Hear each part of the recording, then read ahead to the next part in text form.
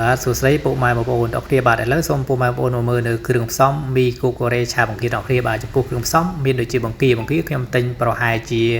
មួយខាំកន្លះបងប្អូនហ្នឹងហើយនឹងមានពងទាចំនួន2គ្រាប់បាទហើយនឹងមានស្លឹកខ្ទឹមបាទហើយនឹងមានខ្ទឹមសហើយនឹងមានការ៉ុតមកណាចំពោះការ៉ុតហ្នឹងខ្ញុំទិញប្រហែលជាមួយខាំដែរហ្មងណាដើម្បីខ្ញុំយកមកហាន់វាជាសរសៃហើយបាទហើយនឹងមានមីបាទមីគូកូរ៉េហ្នឹងចំនួន1កញ្ចប់បាទឥឡូវជាដំបូងបងប្អូនត្រូវតែយកមីហ្នឹងបងប្អូនត្រូវតែយកទៅដាំទឹកឲ្យពុះបាទដើម្បីយើងដាក់ស្រោះមីនឹងសិនមកណាហើយបន្តមកទៀតហ្នឹងហើយចាំយើងស្រង់មីនឹងចេញហើយបាទយើងនឹងចាប់ផ្ដើមឆាបាទលាយគ្រឿងក្រៅអីរួចរាល់អស់ទៅចាប់ដាក់ឆាអញ្ចឹងបងប្អូនគ្នាបាទឥឡូវខ្ញុំសូមចាក់ទឹកដើម្បីយើងដាក់ស្រោះមីបាទទឹកហ្នឹងខ្ញុំយកប្រហែលជាថា1លីត្រចុះបងប្អូនហ្នឹងដើម្បីដាក់ដាំទឹកឲ្យពុះទៅបាទដើម្បីយើងយកមីហ្នឹងទៅស្រោះឲ្យវារីកសិនបងប្អូនបាទឥឡូវបន្ទាប់ពីខ្ញុំបានចាក់ទឹកឬរាល់ហើយនឹងឲ្យខ្ញុំក៏សូមយកគម្របមកគ្របសិនណាបងប្អូនណាដើម្បីឲ្យទឹកយើងពុះសិនចាំយើងដាក់ស្រោះមីបងប្អូនណាបាទឥឡូវបន្ទាប់ពីទឹកខ្ញុំបានដាំពុះហើយខ្ញុំក៏សូមបើកគម្របចេញតែម្ដងណាបងប្អូនណាបាទហើយបន្តមកទៀតខ្ញុំក៏ដាក់មីបាទដាក់មីស្រោះតែម្ដងណាបងប្អូនហ្នឹងហើយអញ្ចឹងបងប្អូនស្រោះមីហ្នឹងឲ្យតឲ្យវារីកតិចបងប្អូនហ្នឹងហើយបាទដោយសារតែមីនេះយើងស្រោះដាក់វារៀងយូរដែររំឲ្យវារីកចឹងបងប្អូនអរគ្នាបាទហ្នឹងហើយអញ្ចឹងយើងដាក់ស្រោះមីឲ្យរីកសិនទៅបាទចាំយើងស្រង់មីចេញមកចាំយើងយកមកលាយគ្រឿងក្រៅទុកវាមួយឡែកសិន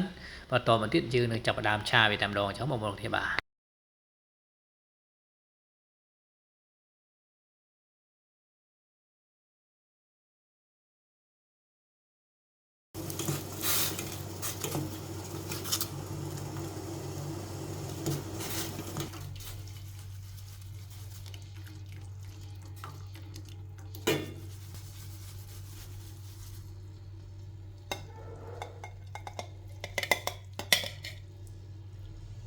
បាទបន្ទាប់ពី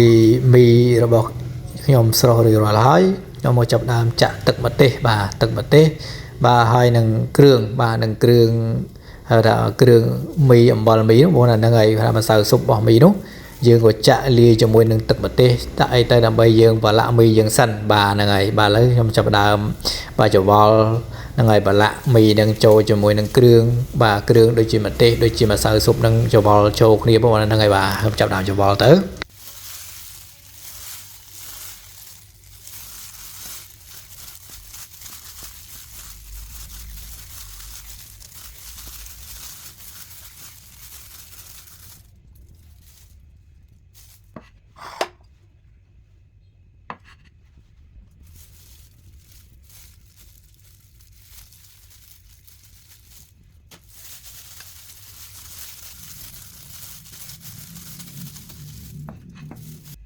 បាទបន្ទាប់ពីខ្ញុំបានប្រឡាក់មីបាទខ្ញុំបានប្រឡាក់នៅបង្គារួចរាល់ហើយអញ្ចឹងក៏ខ្ញុំសូមកាត់នៅគល់ខ្ទឹមណាហ្នឹងហើយដើម្បីពេលដែលយើងឆាមីឆ្អិនហើយបាទយើងរោយស្លឹកខ្ទឹមបាទរោយស្លឹកខ្ទឹមនឹងពីលើនៅមីរបស់យើងអញ្ចឹងណាបងប្អូនរបស់គ្នាបាទឥឡូវខ្ញុំសូមចិញ្ច្រាំបាទខ្ញុំសូមចិញ្ច្រាំនៅខ្ទឹមសសិនបងប្អូនចំពោះខ្ទឹមសហ្នឹងខ្ញុំយកប្រហែលជា3កំពឹសបងប្អូនណាដើម្បីយកមកចិញ្ច្រាំហើយខ្ញុំដាក់ឆាបាទហ្នឹងហើយ